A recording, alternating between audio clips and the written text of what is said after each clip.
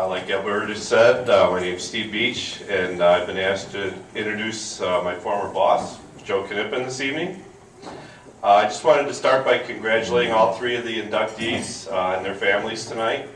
It's a great honor to be a part of this ceremony, and I appreciate all that the Wheaton History Center does for our community. Joe was the director of the Wheaton Public Works Department for 38 years, and I worked under his direct supervision for almost 26 years of that time. Having worked under his direct supervision for over half of my life, I struggled to come up with nice things to say about Joe. So I'm just going to give you all the dirt instead. I'm joking, of course, and when Joe called me and asked me to introduce him, the first thing that I said was that it would be an honor, and I truly mean that. I started working for the Public Works Department when I was 19 years old. It was the first real high-paying job I had. I think Joe started me around $6.50 an hour in 1983. At 19 years old, you're basically still just a kid. Many of my co-workers, including myself, had grown up in Wheaton, and Joe always treated us as if we were part of a family. We worked together, we laughed together, and we cried together as well.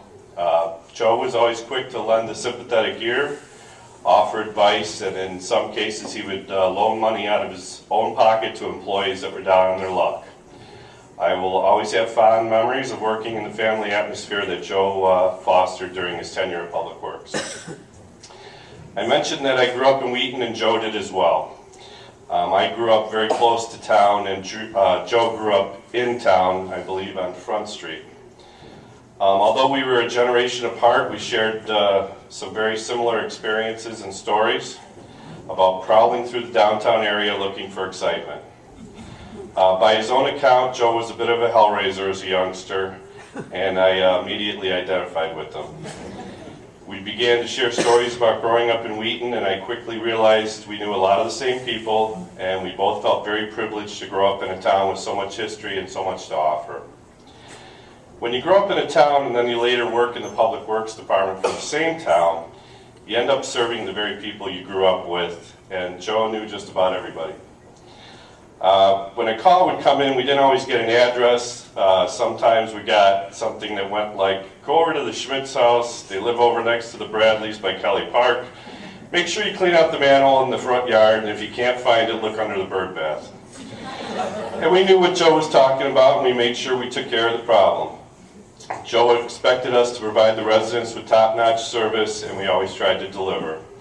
The residents were Joe's friends and family, and he wouldn't have it any other way. Wheaton went through a significant number of changes during Joe's 37 years with the city. The renovation of Adams Park, the clock tower, the downtown Wheaton renovation, and the Donata development, just to name a few. He guided our department through countless floods and snowstorms, various insect infestations, insects we never even heard of before, the addition of miles of new public streets, and all the other demands for services required by a growing population. There was also a lot going on behind the scenes that you don't always hear or read about in the papers. There was the great tar wagon spill in front of Gady's in the 70s. I think Joe said they put down sand, absorbed what they could, and swept up, and then squeegeed the rest down the storm sewer. If it happened today, the feds would have had a hazmat team called in. There was the summer help that decided to mow down all the flowers in Liberty Square on his last day, or the snowplow driver that called in and said, I think I just hit the mayor's parked car.